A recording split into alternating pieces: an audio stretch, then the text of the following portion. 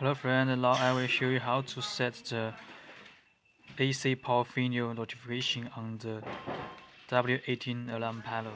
And first we enter the menu and choose to the system setting and enter, and we just roll down to the panel setting, the number line panel setting, and just choose it.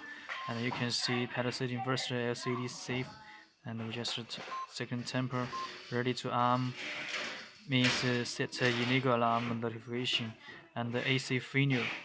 And here you can set 1 to 5 options. You can see 1, 2,